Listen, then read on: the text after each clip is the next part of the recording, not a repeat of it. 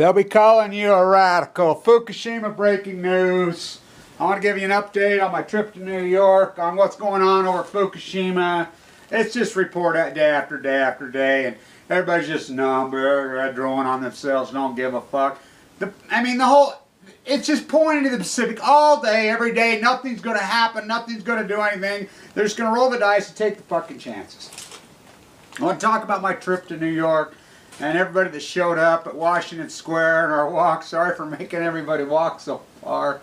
It turned out so great. I never packed so much activism into 5 days. I mean, what we were able to do there, the people I met up with in New York, Ackerman come down, people came from Jersey, came from Connecticut, came from Virginia, Albany. What a powerhouse. Wow, what a group that showed up. Incredible, dynamic, intelligent people. Serious activism with great giant minds. Doers. Oh, it was so great. Including we even had a little 2-year-old there who was born post Fukushima. It was so great. And I got so much hope, even though I did get my phone sold in front of the Barclays Center. I'm blaming Ackerman on that again, too.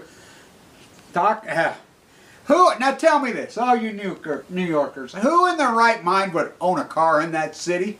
I mean, why would anybody even bother? So Ackerman, yeah, he's got to drive me.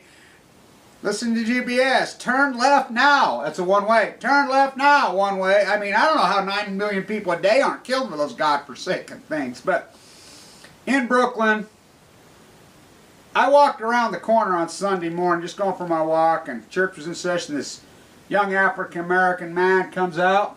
He walks right up to me real calm, casual, and he says, Kevin Blanch, small world. So, over and over and over, I walked into the coffee shop the first day, and one of the people working there, a young man says, Kevin Blanch, anything you want's on me. I mean, that was over and over and over. I got on the subway yesterday. I was going over the top of the bridge. What a vista. Oh, how beautiful is that view? And beautiful, incredible, beautiful girl. She yells at me across the subway, Kevin Blanch. She walks over there and she freaking jumps on me. She says, I want to have your baby. And freaking, can I kiss you? And I'm like, yeah. She give me a big hug. I said, don't you think I'm a little old for you? But I can't believe how much people do appreciate me there. And it gave me a lot of hope. And I mean, the conversations, it was so powerful. The police with me all over Times Square, all over 42nd Street. The activists that I ran into, I can't believe the cops were great with us. I mean, we did activism right in front of CBS's headquarters. Tom Blewett, Tom Ackerman, wow, what an activist. Tom, both of them, wow. I mean, amazing the work we got done. People were so supportive of us. Walking down 43rd Street, a young girl who said she came from South Carolina and is taking up women's right activism. I mean, these people get things done. I mean, over and over and over. As you've seen that guy I'm standing there with at the Tiananmen Square. We talked about that for 2 days. That's him. That's the guy. That's one of the original at Tiananmen Square. I mean, so great. The underground media in New York is a powerhouse. New York Hacks, thanks for all the great photos. He was there so much. They showed up. Right as I was doing my talk at Washington Square, a lot of the underground media showed up. There was a lot of people there. Granted, they all didn't walk to us. We had a group, probably about 20, 30 of us that walked all the way, and I think they wanted to freaking clock me, Ackerman on my feet, because it was a long walk, but, we went down to Zuccotti, we went down there, and it was a powerful, powerful day. I stood in front of it with that sign, PU is bigger than GE. I mean, I got great reaction from people all over. People everywhere, there's 53 million tourists in that city. Tourists after tourists, German tourists all over coming up to me, and, even everybody that I talk to, for the most part, they know about Fukushima. But they are totally confused, totally in the dark about Fukushima. They're like, yeah, we know it's not no good, but we don't know, why is it we don't hear anything about it? That's the question they all ask us over and over and over. I simply say, It's because the media is owned by the same people that own the plants over there. The General Electric media.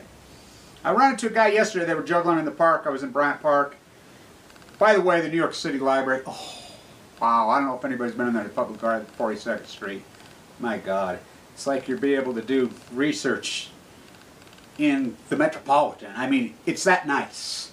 It's incredible. It's an incredible city. The public domain, what they're doing at Times Square, what a powerful, powerful place for activism.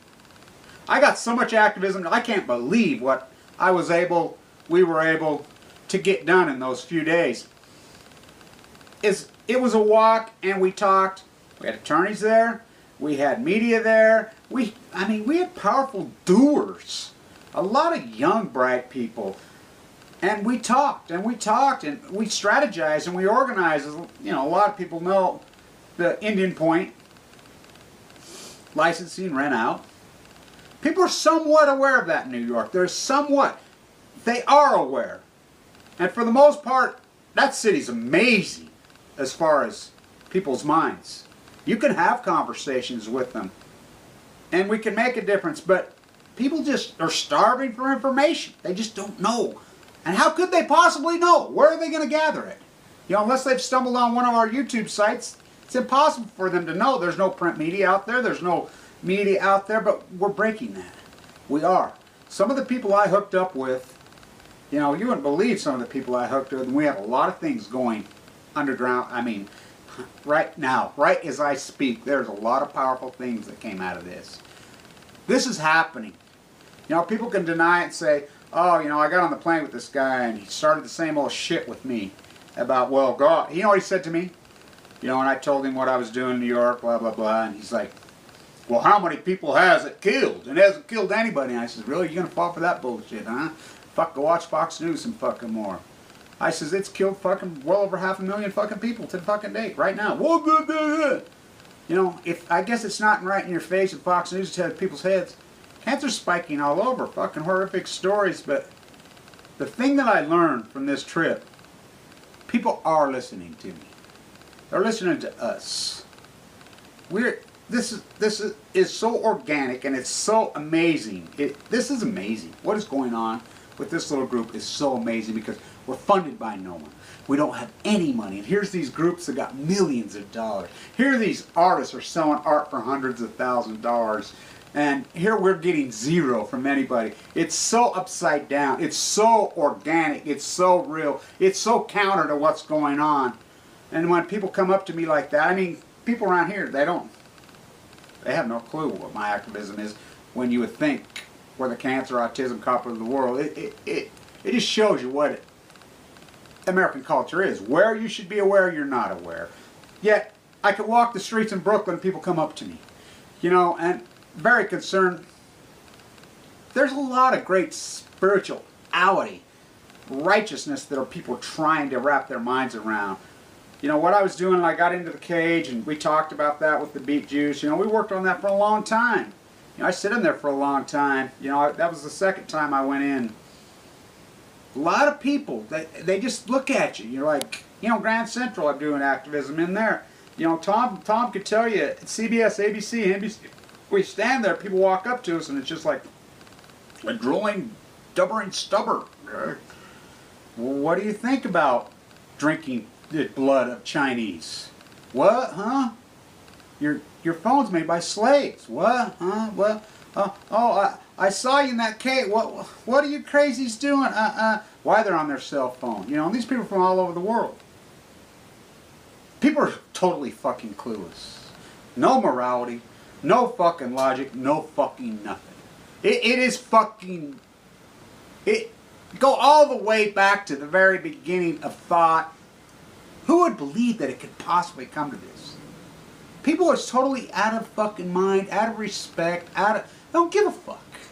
Yet they'll get cancer and fucking die. Ignorance.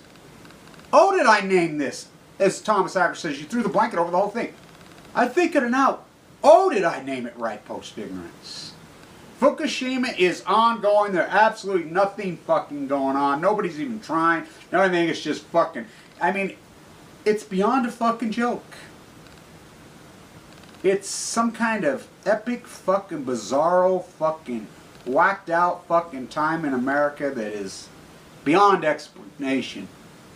But there's a small group, and we're going to change, and we drew a line in history in New York, and people look back, mark my words, people will look back at that small group of activism years from now, and they're going to say, look who that was, and that was, and that was, and that was, and so-and-so was there, that attorney was there, that freaking media was there, that person was there, he ended up being this person ended up writing this person ended up doing this person ended up doing that. Mark my words.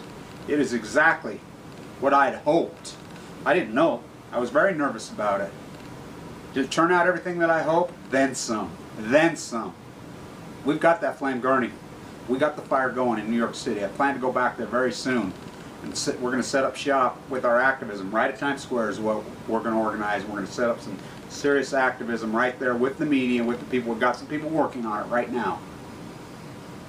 I really appreciate everybody that showed up and everybody that's done everything. The small few people that have sent me small sums of money and that have helped fund me on this thing, as we've done this on a shoestring. I so much appreciate all of you.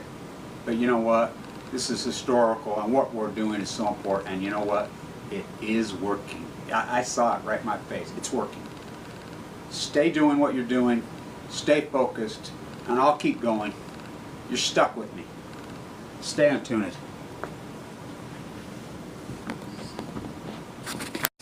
In Brooklyn, I walked around the corner on Sunday morning, just going for my walk, and church was in session. This young African-American man comes out. He walks right up to me real calm, casual, and he says, Kevin Blanch, small world. So, over and over and over, I walked into the coffee shop the first day, and one of the people working there, a young man, says, hey, what a powerhouse. Wow, what a group that showed up. Incredible dynamic, intelligent people. Serious activism with great giant minds. Doers. Oh, it was so great. Including we even had a little 2-year-old there who was born post Fukushima. It was so great. And I got so much hope, even though I did get my phone sold in front of the bar. They'll be calling you a radical. Fukushima breaking news. I want to give you an update on my trip to New York, on what's going on over Fukushima. It's just report day after day after day, and everybody's just numb, they're drawing on themselves, don't give a fuck. It's just pointing to the Pacific all day, every day. Nothing's going to happen, nothing's going to do anything. They're just going to roll the dice and take the fucking chances. I want to talk about my trip to New York and everybody that showed up at Washington Square and our walk. Sorry for making everybody walk so far. It turned out so great. I never packed so much activism into 5 days. I mean, what we were able to do there, the people I met up with in New York, Ackerman come down, people came from Jersey, came from Connecticut, came from Virginia, Albany, Barclays Center. I'm blaming Ackerman on that again, too. Now tell me this, all you New Yorkers, who in their right mind would own a car in that city? I mean, why would anybody even bother? So Ackerman, yeah, he's got to drive me. Listen to GPS. Turn left now. That's a one-way. Turn left now, one way. I mean, I don't know how 9 million people a day aren't killed for those godforsaken things. But